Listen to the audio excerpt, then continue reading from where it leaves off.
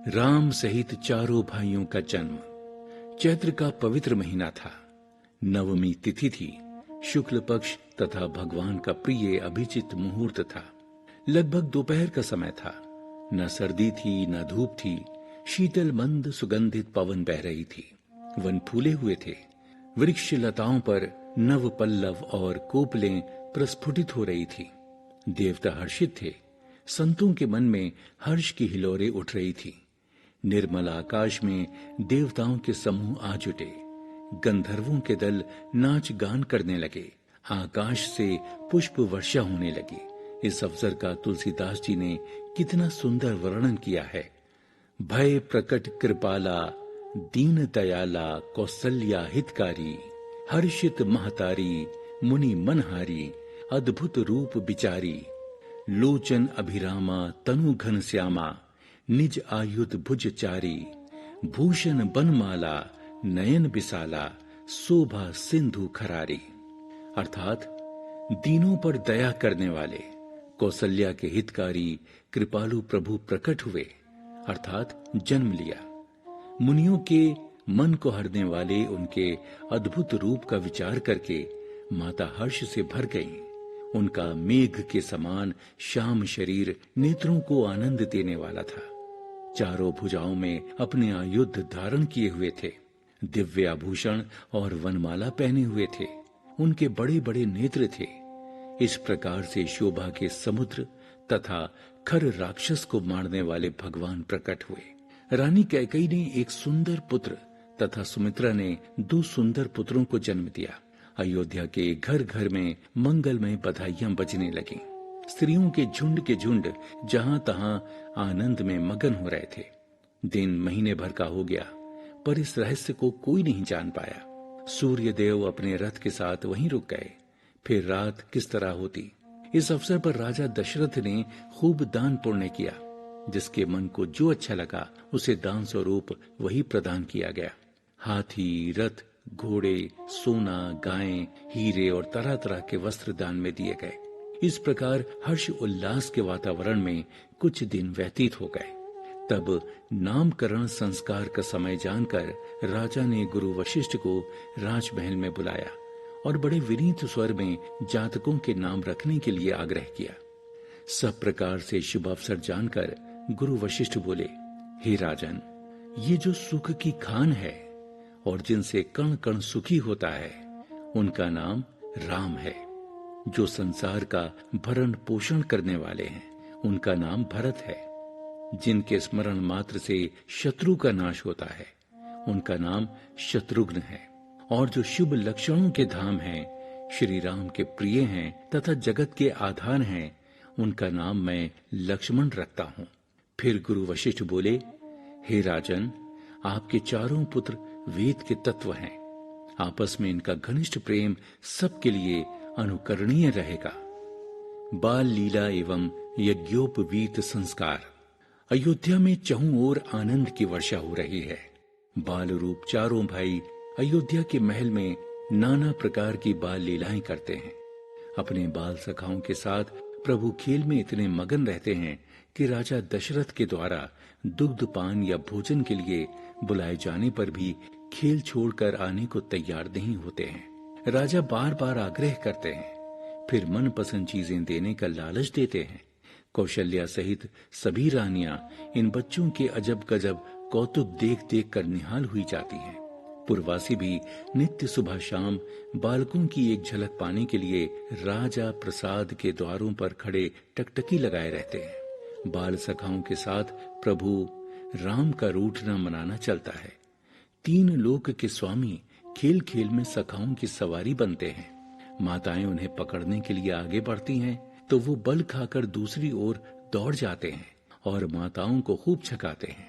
माताएं हार थक कर झूठा गुस्सा दिखाती हैं, लेकिन राजा तो धूल धुसरित बच्चों को गोद में उठाकर खूब ठठाकर हंसते हैं, जैसे 3 लोक का खजाना हाथ लग गया हो।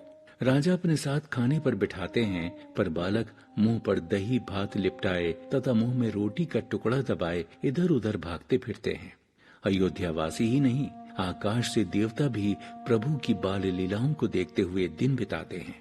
इस तरह चंद्र राशि की तरह बढ़ते हुए चारों भाई कुमारावस्था में प्रवेश कर गए हैं। शिशु अवस्था अब समाप्त हो चुकी है। गुरु वशिष्ठ के राजा को सुझाव दिया कि अब चारों कुमारों का यज्ञोपवीत संस्कार हो जाना चाहिए। तब राजा बोले कि शुभ काम में देरी क्यों?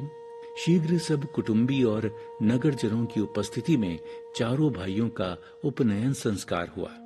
चारों कुमार वटुक रूप में और भी सुंदर लग रहे हैं। जनेऊ कराने के बाद प्रभु राम अपने भाइयों सहित गुरु के घर में विद्याध्ययन करने के लिए जाने लगे। चारों बालक जिन जिन गलियों से होकर गुजरते हैं, वहां के नर नारियों के मन उनकी शोभा देखकर अघाते नहीं हैं। स्नेह से उनके अंग शिथिल पड़ जाते हैं। अब राजा दशरथ से ज्यादा सुखी संसार में कोई नहीं था। अवधपुरी के स्त्री पुरुष, बूढ़े और बालक सभी को कृपालु श्री राम जी प्राणों से भी बढ़कर प्रिय थे। रघुनाथ जी प्रातः काल उठकर अपने माता पिता के चरणों में सिर नवाते थे तथा गुरु को दंडवत करते थे। कैकेयी के 2 वरदान की कथा। कौसल्या राजा दशरथ की पटरानी थीं। सौमित्र की राजकुमारी सुमित्रा तथा कैकेयी देश की राजकुमारी कैकेयी से भी उनका विवाह हुआ। यद्यपि राजा तीनों से अगाध प्रेम करते थे, परंतु छोटी रानी कैकेयी से उन्हें कुछ ज्यादा ही अनुराग था। कैकेयी की प्रीति भी बड़ी अटूट थी। वो राजा को पल भर के लिए भी अकेला नहीं छोड़ती थी। इसी तरह सुखपूर्वक दिन व्यतीत हो रहे थे। एक बार राक्षसों ने एकत्र होकर देवताओं पर आक्रमण कर दिया। इस देवासुर संग्राम में शक्तिशाली और मायावी राक्षसों के समक्ष इंद्र आदि देवताओं का प्रभाव क्षीण पड़ गया। देवताओं को अपनी पराजय का आभास होने लगा था। ऐसी विषम परिस्थिति में देवराज इंद्र अन्य देवताओं के साथ ब्रह्मा जी की शरण में गए और उनसे सहायता की प्रार्थना की। तब ब्रह्मा जी बोले, देवेंद्र, आपको इस स्थिति से केवल परमवीर और प्रतापी राजा दशरथ ही बचा सकते हैं। उनके कुशल नेतृत्व में देवता अवश्य ही असुरों को पराजित कर देंगे। इंद्र उसी समय राजा दशरथ के समक्ष उपस्थित हुए और प्रार्थना करते हुए बोले, हे राजन, सृष्टि पर आज घोर संकट घिराया है। राक्षसों ने स्वर्ग पर आक्रमण कर यहाँ की संपूर्ण व्यवस्थाओं को नष्ट भ्रष्ट कर दिया है। देवताओं की शक्ति भी उनके समक्ष क्षीण हो रही है। आपके अतिरिक्त कोई भी उनका संहार करने में समर्थ नहीं है। इसलिए हे रघुकुल नंदन, सृष्टि के कल्याण हेतु आप युद्ध में हमें अपना नेतृत्व प्रदान करें। दशरथ ने इंद्र की प्रार्थना स्वीकार कर ली और चतुरंगिणी सेना लेकर देवताओं की ओर से युद्ध करने लगे। इस युद्ध में कैकेयी भी उनके साथ थी। परम पराक्रमी दशरथ ने युद्ध में राक्षसों के दांत खट्टे कर दिए। उनके बाणों से राक्षस वृक्ष की भांति कट कट कर रणभूमि में गिरने लगे। तभी सहसा दशरथ के रथ की धुरी पर एक बाण आकर लगा और धुरी टूट गई। रथ लहराने लगा। उसका पहिया किसी भी समय बाहर निकल सकता था। ऐसे समय में दशरथ के साथ बैठी रानी कैकेयी ने अपनी उंगली धुरी के स्थान पर फंसा दी।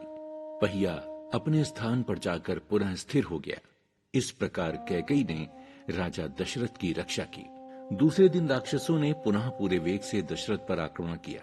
दशरथ ने उनके प्रत्येक वार का प्रत्युत्तर दिया, लेकिन राक्षसों ने उनके सारथी को मार डाला। दशरथ का रथ राक्षसों की सेना के बीच घिर गया। ऐसी विकट समय में कैकेयी रथ में सारथी के स्थान पर आ बैठी और कुशलता पूर्वक रथ चलाते हुए दशरथ को राक्षसों के घेरे से बाहर निकाल लाई। तदनंतर दशरथ ने दिव्यास्त्रों का प्रयोग किया। राक्षसों की सेना में हाहाकार मच गया। राक्षस प्राण बचाकर भागने लगे। राजा ने उन्हें किसी प्रकार से संभलने तथा अपनी शक्ति को बटोरने का मौका नहीं दिया। बड़ी संख्या में राक्षस मारे गए और जो जीवित बचे वो मैदान छोड़कर भागते बने। देवासुर संग्राम में अंततः देवताओं की विजय हुई। देवताओं ने राजा दशरथ को अमूल्य उपहार देकर बड़े सम्मान के साथ विदा किया। साहसी रानी कैकेयी ने अपनी जान जोखिम में डालकर राजा के प्राणों की रक्षा की थी।